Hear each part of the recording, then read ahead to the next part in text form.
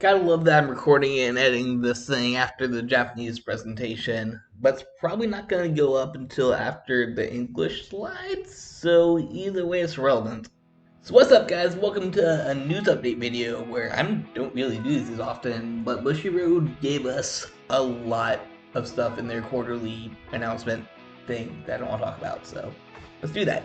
Sorry I didn't get this up as a live reaction video, which would have been cool, but I was busy in the morning doing a lot of orders for TCG Player. Don't forget to check out the shop in the link below. Yay. Anyways, I'm just going to start reading off the slides. There'll be images to everything up in the upbeat up. If you guys enjoy this kind of video, make sure to leave a like, and maybe I'll do more in the future, but because like I said, I don't usually do these kind of news videos and just stick to topical things I enjoy to make it more interesting. Starting off, we got the ban list stand. Yes, my queen. Chrono Jet Dragon? Are G units back too?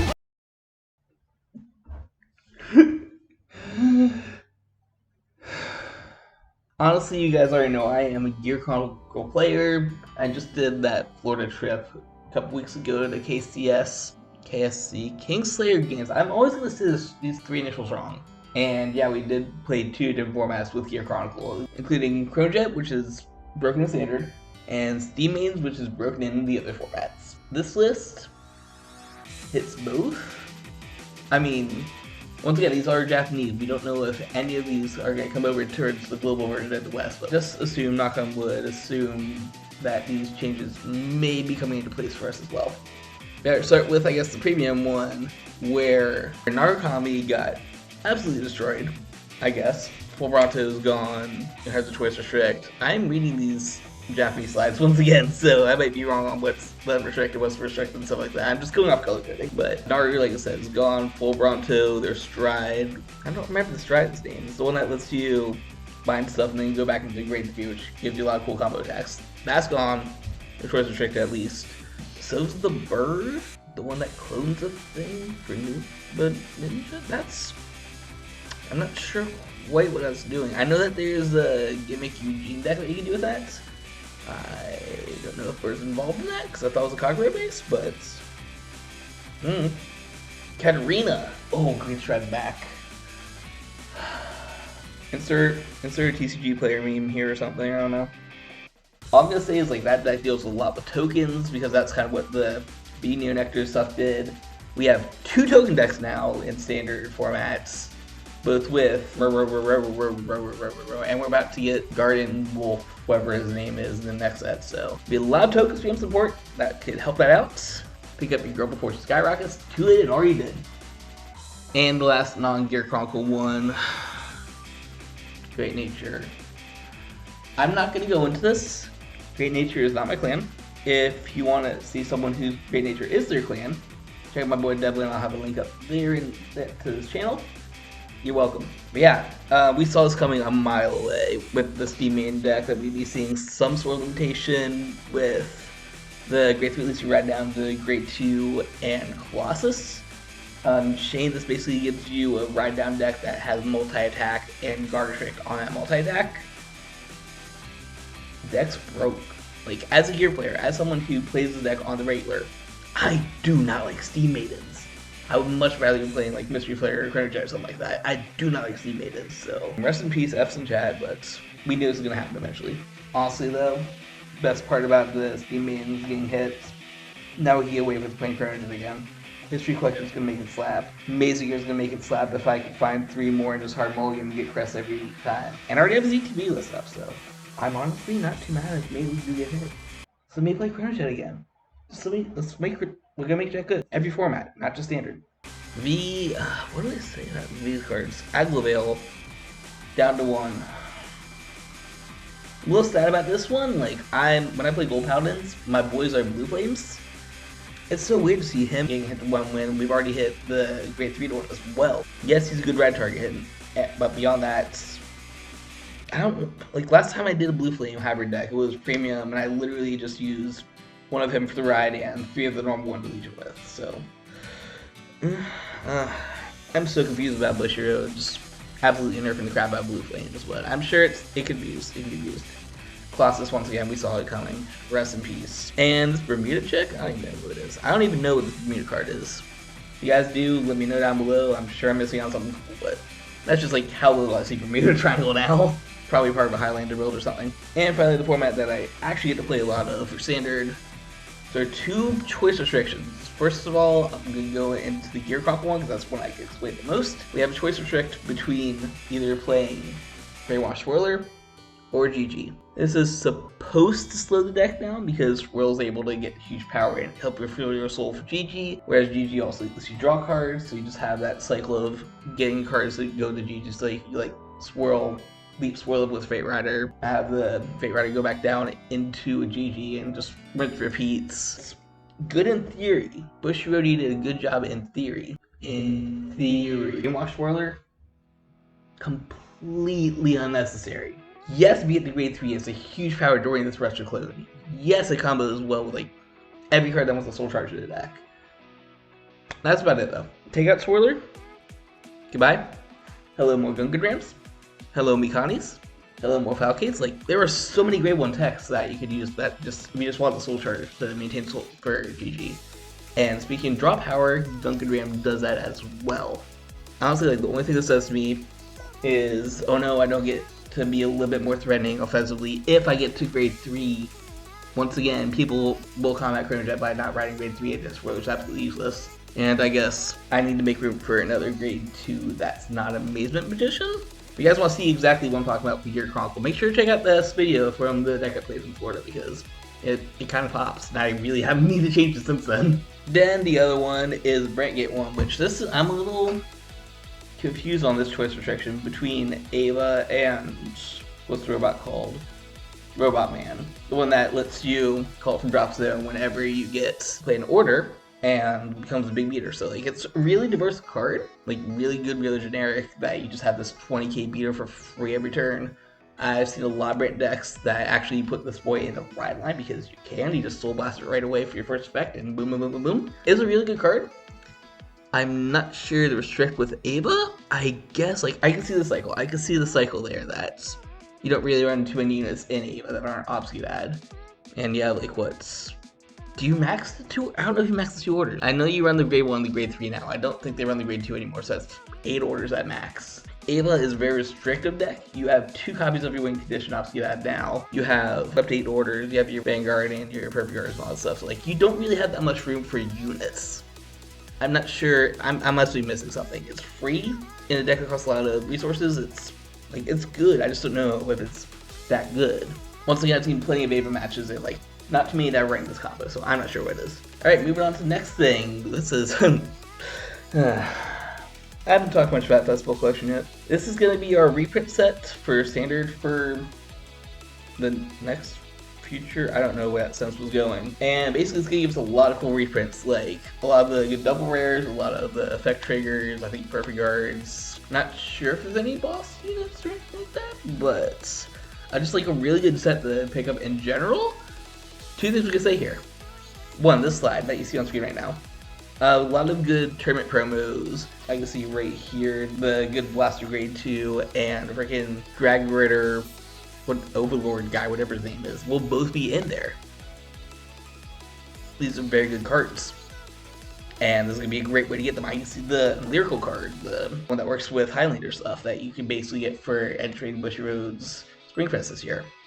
She's in there as well. So really solid, really good.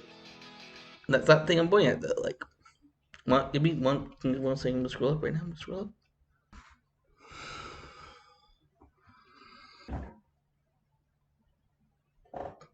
He's back, baby.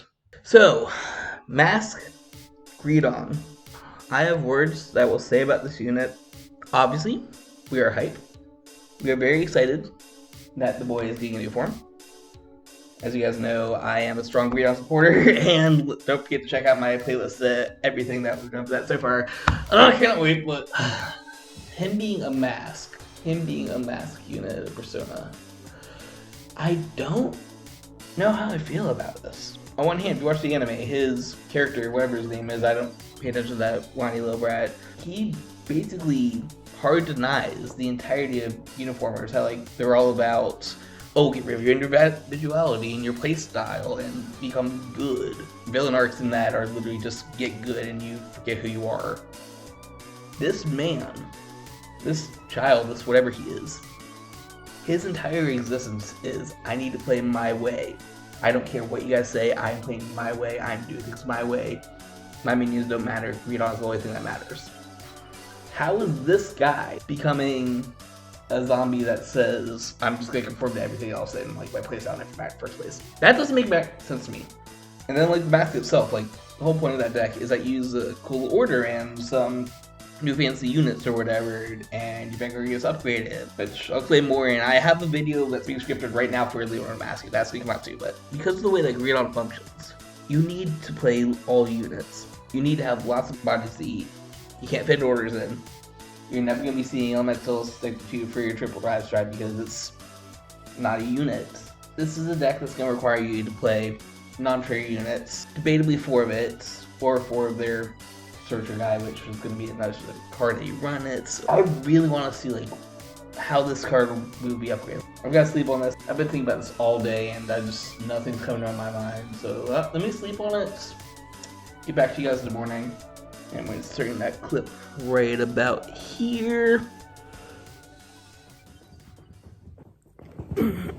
Alright, good morning everyone, I'm back. Good morning.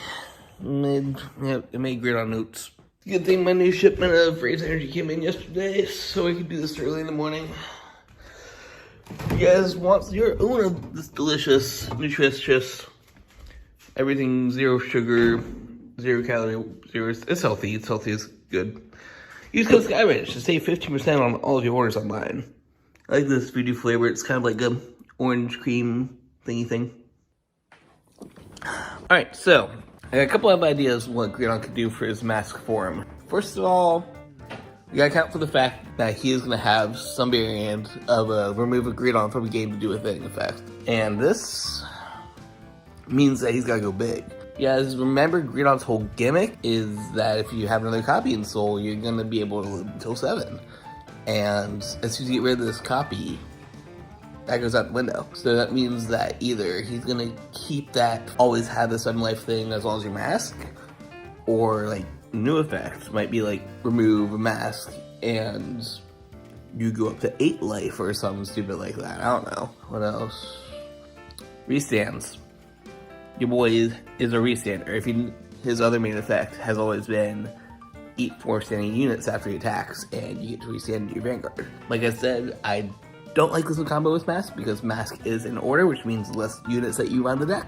But maybe he'll have a different condition. Like I'm thinking either he just does it for free, like that's his Mask ability is after he attacks you could remove the mask to restand, or it'll require less units to eat, or maybe after he attacks you'd be able to call a card asshole.